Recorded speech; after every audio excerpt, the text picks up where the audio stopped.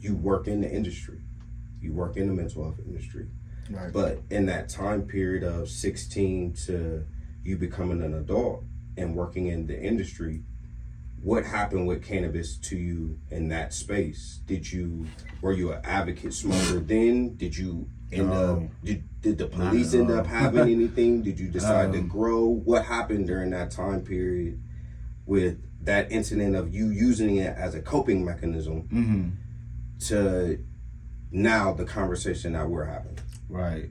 So even though I used marijuana at 16, I was very involved. I wrestled, I ran track, I shot put, I played football, I got all A's and B's. So I was this stoner. I was this pothead in high school, but I remember making a joke with my friends because it was like a group of athletes. We used to smoke and, we played sports. We used to call ourselves the elites. We're the elite athletes because we'll go smoke some weed and then go to track practice and run miles, So I was very high functional. And so I just want to, state that.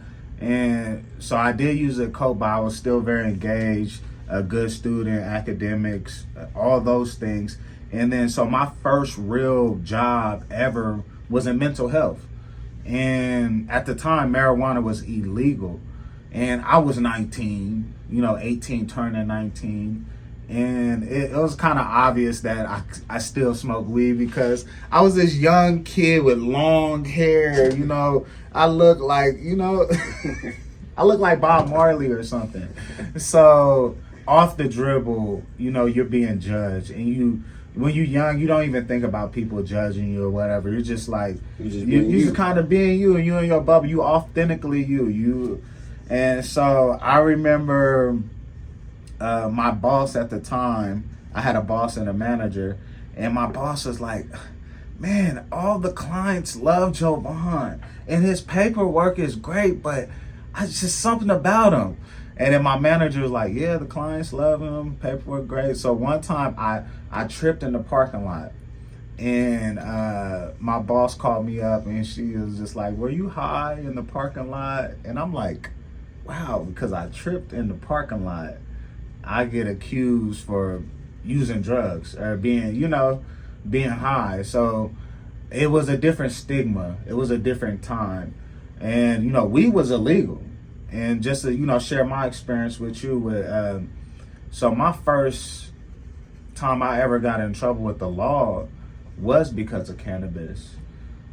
As an adult, there was a killing of a police officer on Nellis and Stewart and CC's Pizza. And I remember the next day, it was my brother's birthday. The whole family was going to Sam's Town to celebrate his birthday. I normally never drive down Nellis because I know Nellis has a lot of police. I always try to take the back streets, Sloan or whatever. And then, so I guess someone called in at the time I'm a young black man. I'm 22 years old in a C-Class Mercedes. I think the Mercedes like maybe a year or two old, driving down Nellis. And that's suspicious to someone. Bumping your music loud in this foreign car, like. And I was, so someone called the police and said this suspicious vehicle was driving down Nellis. And,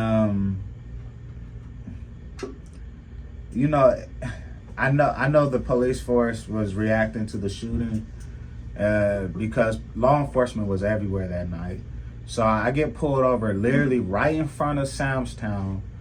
And my whole family is there. My brother's there, my mom's there, like everyone's there. It's like I'm just out here trying to celebrate my brother's birthday. And I had back in the day, if you had anything in your ashtray, or if you even had like a speck of weed, like literally like some weed dust or weed crumble, you're going to jail. Like, you are going to jail. And that was like a real concern being a young black, in Las Vegas. And like, we often forget that was a real reality not too long ago. What year was this? So this was 2014. Okay. So that's 10 years ago. Mm-hmm. So maybe I am getting old. But look, if they could roll back abortions, they could definitely roll back marijuana rights.